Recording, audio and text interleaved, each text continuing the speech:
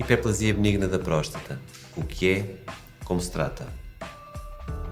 O meu nome é José Santos Dias, bem-vindos ao Instituto da Próstata e Incontinência Urinária.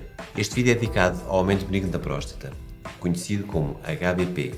H de hiperplasia, B de benigna e P de próstata. Abordaremos resumidamente em que consiste a HBP e nas diversas formas de tratamento desta doença. Poderíamos estar um dia ou mais a falar sobre HBP. Há congressos inteiros de urologia dedicados apenas a este tema. Por isso, é impossível condensar toda a informação relativa a esta doença num vídeo de 3 ou 4 minutos. Optei por isso por abordar muito resumidamente as causas e as consequências do aumento da próstata e como tratar este problema.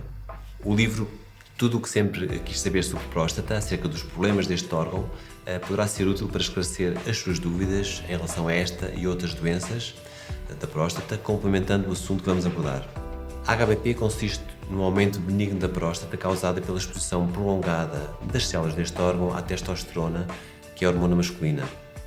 É das doenças mais frequentes do homem e torna-se cada vez mais frequente à medida que a idade vai avançando. Mais de um terço dos homens com 50 ou mais anos apresentam algum tipo de sintomas relacionados com a HBP. Aos 60, cerca de 20% dos homens apresentam um aumento palpável do volume da próstata. Aos 80, este valor sobe para os 43%. Aos 90 anos, 88% dos homens terão alterações histológicas de HBP, ou seja, aumento do número de células. Mais de metade destes homens virão a desenvolver sintomas desta doença. O aumento do volume ocorre sobretudo na zona em torno da uretra, comprimindo este canal por onde a urina é eliminada para o exterior. Esta redução de calibre da uretra é uma das causas dos sintomas que a HBP provoca. A resposta da bexiga a esta obstrução, causada pela dificuldade prolongada e contínua de esvaziamento, explica a maior parte das restantes queixas. Os sintomas causados pela próstata eram antigamente designados por prostatismo.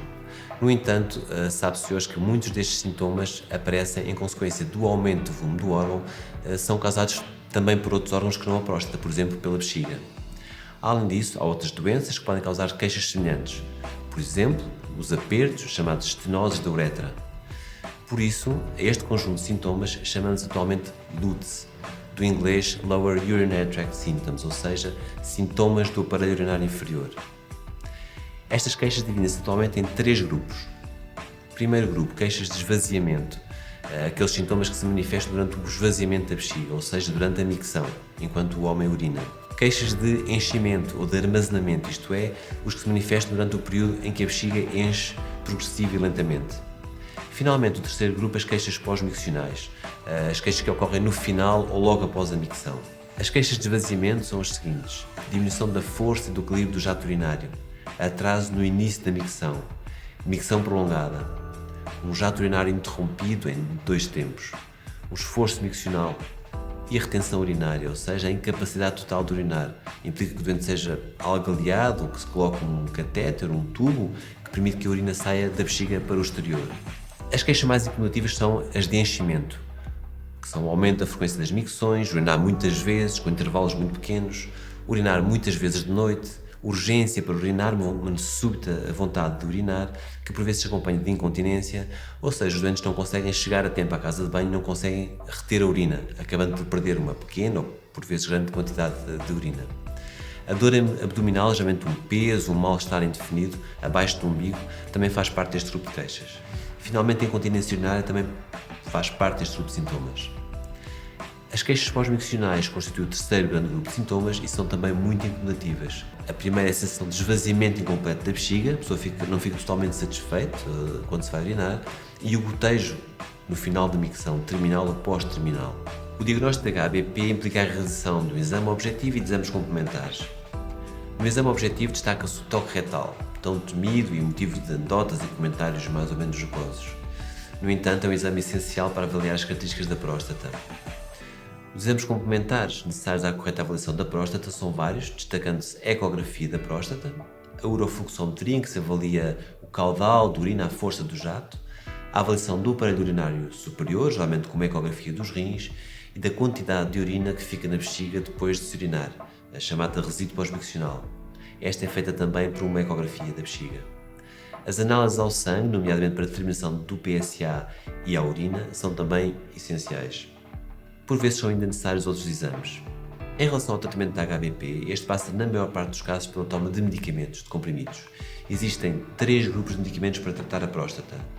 Uns são chamados alfa-bloqueantes, porque atuam nos receptores alfa que se localizam na próstata e no colo da bexiga, a parte da bexiga mais junto à próstata. O segundo grupo é conhecido por inibidores da 5-alfa-redutase, ou seja, medicamentos que inibem a ação de uma enzima que existe no interior das células da próstata e que assim tentam bloquear a ação da testosterona nestas células, tentando reduzir o volume do órgão ou pelo menos tentar fazer com que ele não aumente. Finalmente, o terceiro grupo de medicamentos são os extratos de plantas, muito utilizados para esta doença, mas cuja ação e eficácia é, na maior parte dos casos, pouco conhecida. Em alguns doentes, no entanto, os medicamentos não são suficientemente eficazes e é necessário que estes doentes sejam operados. A cirurgia clássica, aberta, é cada vez menos utilizada e está reservada para doentes com próstatas muito grandes, de elevado volume. Na maior parte dos casos, por isso, é possível operar os doentes por uma cirurgia transureteral. O que é que isto quer dizer? Que a operação é feita por via endoscópica, ou seja, através da uretra. Conseguimos, por esta via, retirar a parte da próstata que está aumentada. Atualmente, cada vez mais se defende a realização de cirurgia minimamente invasiva, ou seja, cirurgias que são tão eficazes, mas menos agressivas do que as cirurgias antigas. Exemplos desta cirurgia são a cirurgia bipolar, que utiliza uma corrente elétrica especial, chamada bipolar, ou as técnicas que utilizam um laser. Estas últimas permitem realizar cirurgias com menos hemorragia, sem necessidade de lavagem da bexiga após a intervenção.